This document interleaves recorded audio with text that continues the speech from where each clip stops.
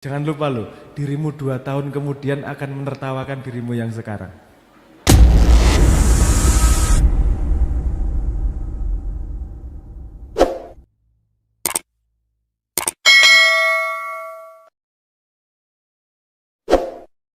Oke, nggak perlu berlama-lama lagi, kita langsung sambut narasumber kita aja hari ini ya. Namun sebelumnya izinkan saya selaku yang akan memoderatori dan membawakan acara siang hari ini untuk membacakan CV dari beliau terlebih dahulu. Noeleto, mohon panitia musiknya agak dikecilkan sedikit. Noeleto lahir dengan nama asli Sabrang Mowo Damar Panulu di Yogyakarta pada 19 Juni 1979. SD dan sampai SMP-nya di Lampung, pendidikan SMA di SMA Negeri 7 Yogyakarta, ada yang satu alumni. Setelah itu Noeleto melanjutkan pendidikan di University of Alberta, Kanada. Dari universitas tersebut ia mendapatkan 2 gelar sekaligus, yaitu Sarjana Matematika dan Sarjana Fisika. Baru setelah lulus kuliah, Noe pulang ke Yogyakarta dan merintis karirnya di dunia musik. Ia ternyata tidak hanya bermain musik, tapi juga mengikuti jejak dakwah sang ayah, MH Ainun Najib di Rumah Maya, Yogyakarta. Tak perlu berlama-lama lagi, mari kita sambut dengan tepuk tangan yang meriah, Noeleto. Silakan untuk memasuki panggung, menempatkan diri. Monggo.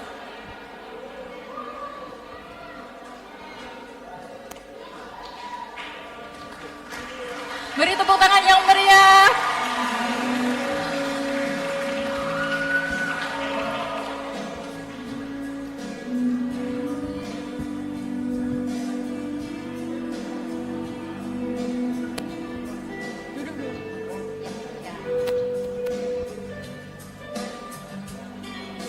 Oke. Kali ini ya biasanya kalau selama di acara Osma mungkin kita bisa lebih dekat aja kali ya. Ya, ini manggilnya saya Pak, Mas atau apa ya? Apa? Kena mental saya sama Mas Noe ini. Oh iya, silakan mikrofonnya silakan disiapkan. Oke. Jadi memang di sesi ini saya tidak mau ada pasangannya ya, karena memang saya ingin berdua saja dengan narasumber gitu ya. Paham ya? Makanya nanti dimanfaatkan sesi diskusinya, kalau yang mau modus-modus ngobrol sama Noeleto silahkan begitu. Ya begini, narasumber kita sudah hadir di depan ini, mungkin bisa langsung disampaikan aja mengenai apa yang ingin disampaikan ke teman-teman kita mahasiswa baru UWM 2022 ini, Mas begitu. Cek, bismillahirrahmanirrahim. Assalamualaikum warahmatullahi wabarakatuh. Saya nggak ada keinginan menyampaikan apapun, Mbak. Saya nggak ingin apa-apa. Saya pengen ngerokok tadi, tapi nggak ada tempat. Tapi udah nggak apa-apa ngobrol di sini. Saya dipanggil bukan untuk memenuhi keinginan saya, tapi saya dipanggil di sini untuk memenuhi kebutuhan kita diskusi. Lebih baik saya mengabdi daripada kalian yang dengerin keinginan saya. Keinginan saya ora penting ya, Yora. Wong sing kuliah sampean saiki kok. Jenengan adalah bagian dari populasi Indonesia yang mendapat kehormatan. Anda tahu berapa orang yang punya kesempatan kuliah di Indonesia? Cuman 7 juta dari 271 juta penduduk Indonesia yang punya kesempatan kuliah, cuman 7 juta. Dan Anda adalah bagian dari masyarakat, kelompok masyarakat yang mendapat kehormatan tersebut. Kebetulan Anda juga dalam perjalanan sejarah yang menjadi generasi yatim piatu. Ini rada bingung mesti yatim piatu seperti apa. Ini dalam konteks sosial. Tapi mending nanti yang direct sampean loh Mbak, karena sampean yang tahu konteksnya dan seterusnya. Tapi saya tadi disuruh ngomong sesuai dengan keinginan saya ya. Saya pengen kopi karo asbak sini, tapi ya tidak relevan dengan kebutuhan teman-teman. Saya pengen terusin tadi. Saya selalu ngomong di mana-mana bahwa anak muda sekarang adalah generasi yatim piatu dalam konteks sosial. Maksudnya begini, Anda tidak punya orang tua untuk mengajari Anda sekarang untuk bagaimana berperilaku yang baik dalam dunia sosial media. Ada di sini yang punya Instagram? Ada yang belajar Instagram dari bapaknya? Ada yang belajar TikTok dari bapaknya? Gak ada ya? Bapakmu malah takon gue ya? Ini saya kalau ngomong bahasa Jawa paham? Oke, siap. Enggak paham? Itu kesempatan bertanya kepada teman sehingga lebih akrab nantinya gitu loh.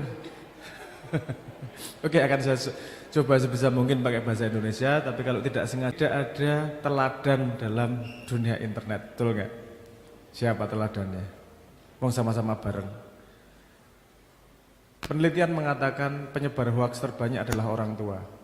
Anak muda cuma 30%, justru orang tua penyebar hoaks terbanyak 70%. Nah, ini jenengan ini pada persimpangan sejarah yang amat sangat penting karena Anda yang akan menjadi generasi pertama yang menentukan budaya sosial dalam dunia internet itu. Nah, tapi ini daripada saya panjang lebar ke situ dan Anda nggak tertarik, makanya tolong dimulai jangan dari apa yang pengen saya katakan, tapi dimulai dari apa yang dibutuhkan oleh teman-teman. Monggo saya kembalikan kepada MC. Saya ngomong apa, Pak? Oke, kalau gitu berarti di sini teman-teman dapat kesempatan nih dari narasumber untuk lebih interaktif gitu, begitu. Oh, langsung tanya jawab. Oke, monggo. Lihat temanya apa, Mbak? Membangun karakter unggul mahasiswa yang bermoral, beretika dan bermartabat. Oke. Mungkin ini aja. Sekarang ini kan, ini mumpung teman-teman kita mahasiswa baru ini kan masih fresh gitu ya, Mas ya. Jadi mereka mungkin belum terlalu terkontaminasi dengan aliran-aliran tertentu, tapi ya nggak tahu sih. Tapi asumsikan mereka masih fresh gitu ya, masih unyu-unyu gitu. Nah, mungkin sekarang tuh yang lebih rawan itu kan banyak ya jari-jari nakal netizen gitu loh, yang suka membuat gaduh atau suka membuat penggiringan opini dan sebagainya. Nah, itu kan disebabkan mungkin atas kekurangnya literasi digital mereka dalam menggunakan media sosial atau menggunakan platform-platform digital seperti itu. Nah, mungkin disampaikan itu aja, ada enggak tips-tips untuk teman-teman mahasiswa baru kita ini gitu, Mas? Anda kalau dibilang Anda literasi digitalnya rendah, jangan percaya ya. Karena orang-orang tua yang merasa literasi digitalnya tinggi itu nggak tinggi-tinggi amat juga. Zaman mereka nggak ada TikTok, zaman mereka nggak ngadepi Instagram, zaman mereka nggak ngadepi trending topik, betul nggak? Nggak paham, mereka taunya itu kok, surat sama telegram maksimal. Setelah itu tiba-tiba kita masuk bareng-bareng. Saya selalu ngomong di mana tempat. Banyak bahkan di mana tempat, hampir semua ngomong kalau ngomong literasi digital, orang-orang tua jangan sok tahu. Orang tua sama anak muda itu sama-sama anak baru di dunia sosial media. Betul nggak? Dan justru anak-anak seperti tadi saya katakan, Mbak. Oh, lagi ngobrol. Justru seperti tadi saya katakan, justru penyebar hoaks terbanyak justru orang tua. Anak muda tahu karena ngeceknya gampang di Wikipedia benar atau enggak. Apa cari sumber informasi lebih banyak, betul enggak? Kita tahu kok handle informasi itu seperti apa lebih banyak. Tapi memang perlu kita disiplin untuk menghadapi informasi. Anda pernah tak kasih istilah ya, nanti di riset lebih lanjut. Ada istilah yang namanya epoch. E-P-O-C-H-E. Itu istilah Yunani. Artinya jangan buru-buru memutuskan. Kalau dapat informasi, ada kotak percaya, ada kotak tidak percaya. Betul enggak? Oke, informasi percaya. Ada informasi tidak percaya. Tapi ada satu kotak lagi yang jarang dipakai. Yaitu kotak tidak tahu. Pada sebuah informasi jangan buru-buru masukin ke percaya atau tidak percaya, tapi masukin kotak tidak tahu. Karena dari tidak tahu menjadi tahu. Kalau dari percaya sama tidak percaya nggak menjadi tahu, kan udah selesai percaya, selesai tidak percaya. Jadi masukin. Kalau ada informasi gini, tahu nggak ya? Apa percaya nggak ya? Jangan percaya nggak percaya, taruh tidak tahu dulu, sederhana. Lama-lama nanti akan menjadi tahu. Dan kamu gak harus tahu sekarang kok. Pengetahuan, pemahaman itu berjalan bersama kehidupan kita. Anda coba lihat status Facebook atau Instagram Anda 2 tahun yang lalu. Anda pernah baca? Ada penyesalan gak ngelihat statusmu 2 tahun yang lalu? Iya. Kenapa menyesal? Ada menertawakan diri ya? Walah rek, kok saya kayak gitu. Jangan lupa loh, dirimu 2 tahun kemudian akan menertawakan dirimu yang sekarang. Iya gak? Tapi itu bukan sesuatu yang perlu disesali. Itu menunjukkan bahwa Anda sudah tumbuh. Anda sudah lebih dewasa daripada yang kemarin. Which is bagus. Yang mengkhawatirkan itu kalau Anda ngelihat 2 tahun yang lalu dan merasa bangga. Aku hebat, alay dulu. Gak tumbuh nih anak ini. Nah jadi proses menjadi bodoh itu enggak masalah, jangan khawatir. Kegagalan adalah keberhasilan yang tidak terjadi. Udah enggak usah dilus-lus. Kegagalan adalah keberhasilan yang tidak terjadi. Apakah hina menjadi gagal? Enggak toh? Anda bisa mencoba lagi toh? Mumpung Anda mahasiswa, perbanyak pengalaman kegagalan. Nah ini pasti agak aneh ini, saya ngasih.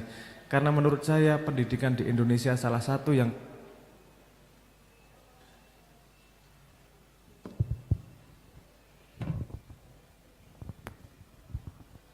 oke.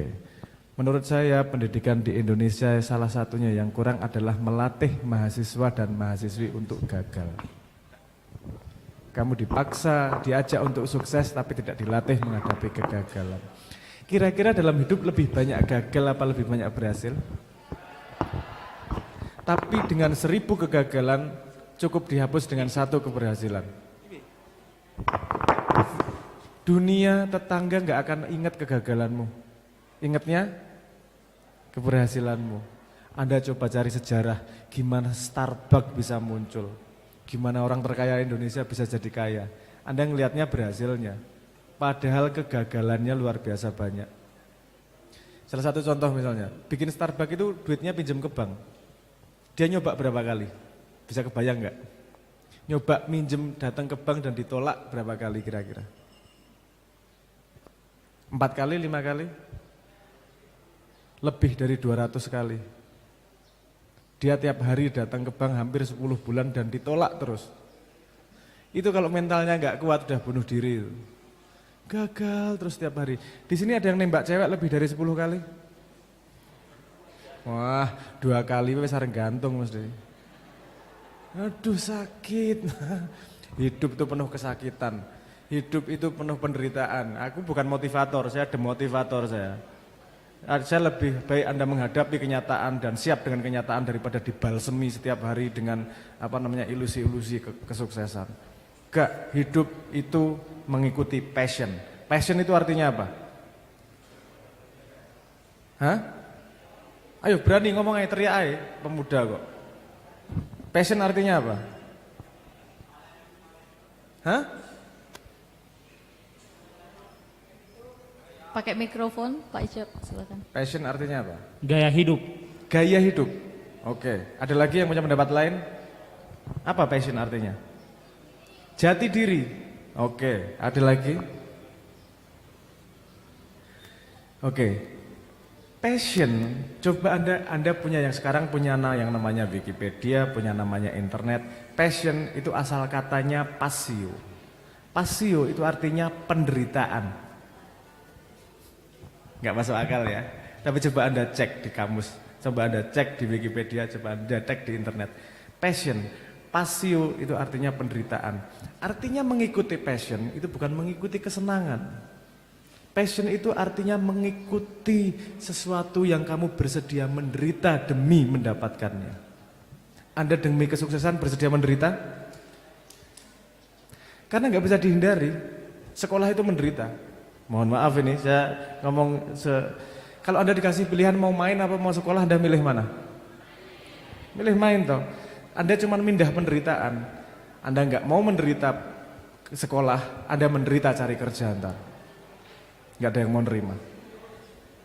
Anda menderita mau sekolah, gampang cari kerja. Penderitaan itu pasti kok, cuma dipilih penderitaannya yang mana. Di sini ada yang hobi mancing. Orang mancing itu salah satu orang yang paling tidak masuk akal di kepala saya, tapi saya kagumi.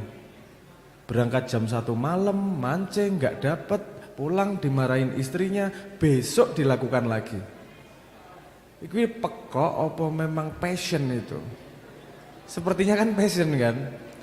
Dia bersedia menderita ribut dengan istrinya demi kenikmatan yang memang dia kejar, yang namanya mancing itu tadi. Untuk bisa memilih penderitaan mana yang demi kamu ambil, coba tolong lihat 4 tahun lagi Anda mau di mana membayangkannya. 4 tahun ke depan, 5 tahun ke depan Anda mau jadi apa? Mau seperti apa? Ada yang membayangkan 4 tahun lagi kawin? Gendong anak? Kalau bayanganmu 4 tahun lagi menggendong anak, gak usah kuliah, cari suami segera. Cari. Tapi kalau 4 tahun kamu membayangkan, oke, aku akan meniti karir, aku akan melihat dunia menjadi lebih lebar, sekarang belajar. Jangan disia-siakan. Anda bagian dari, gak ada, hanya 8% dari penduduk Indonesia yang kuliah. Jadi ini kesempatan yang tidak sederhana. Jadi kesempatan yang tidak main-main yang Anda miliki ini. Yuk belajar yuk. Belajar itu bukan buat siapa-siapa, belajar buat dirimu sendiri. Kenapa perlu belajar? Karena belajar artinya adalah berinvestasi kepada dirimu sendiri. Kalau dirimu tidak mau berinvestasi pada dirimu sendiri, jangan harapkan orang lain mau berinvestasi kepada dirimu. Jangan harapkan mertua senang sama kamu. Jangan harapkan mudah mendapat pekerjaan. Kenapa? Karena kamu tidak menunjukkan kamu investasi pada dirimu. Paham maksud saya ya? Orang harus menunjukkan bahwa kamu berinvestasi pada dirimu, sehingga orang lain mau berinvestasi pada dirimu. Kamu investasi sama dirimu dulu, caranya dengan belajar negatif. Kalau itu tidak membuatmu lebih baik, disisir. Saya nggak menghalangi sosial media, nggak bisa. Anak-anak sekarang nggak dikasih sosial media, gantung diri pasti, nggak tahan. Penelitian terakhir mengatakan penduduk Indonesia menghabiskan internet dalam sehari, menghabiskan waktunya dalam internet dalam sehari itu 8 jam 54 menit, termasuk WA, termasuk SMS, termasuk yang lain. Menghabiskan waktunya di sosial media itu sekitar 3 jam 14 menit. Coba sekarang pertanyakan pada diri Anda sendiri, 3 jam 14 menit dalam sosial media itu menghasilkan apa? Menghasilkan iri, menghasilkan dengki, menghasilkan pandai, menghasilkan waspada, atau menghasilkan investasi pada dirimu sendiri. Menurut saya sangat sayang kalau tidak digunakan untuk investasi pada diri sendiri. Salah satunya adalah tadi dengan critical thinking. Yuk kita masuk sosial media, hati-hati dengan apa yang kita lakukan. Karena 1 like bisa menghasilkan trending topik. 1 like dari 1000 orang, dari 10.000 orang bisa menghasilkan trending topik yang artinya akan dibaca lebih banyak orang. Nah, actionmu sangat mempengaruhi situasi sosial. Nah, ini tadi saya ngomong pada aspek diri dan aspek sosial. Daripada saya belajar lebih lanjut, saya kembalikan ke MC arahnya mau kemana ini, atau saya kembalikan ke teman-teman kita mau membahas apa setelah itu. Tapi layoutnya dasar jelas ya tadi, bahwa Anda adalah orang yang beruntung bisa kuliah. Anda adalah orang pada persimpangan peradaban, karena dunia komunikasi sedang mengalami revolusi. Maka penting Anda menjadi pionir untuk peradaban masa depan. Nomor 3, gunakan kesempatan untuk berinvestasi pada diri sendiri. Karena itu syarat orang lain mau investasi sama dirimu di masa depan, gitu maksudnya. Gitu ya. Awal gitu dulu saya sampaikan. Matur nuwun Mbak, saya kembali. Iya, terima kasih. Oke, seperti ya boleh tepuk tangan dulu untuk narasumber kita hari ini. Ini wajahnya sudah mulai sedikit ada yang menyesal, ada yang sadar, atau ada yang ngantuk nih, jangan-jangan. Jangan ya.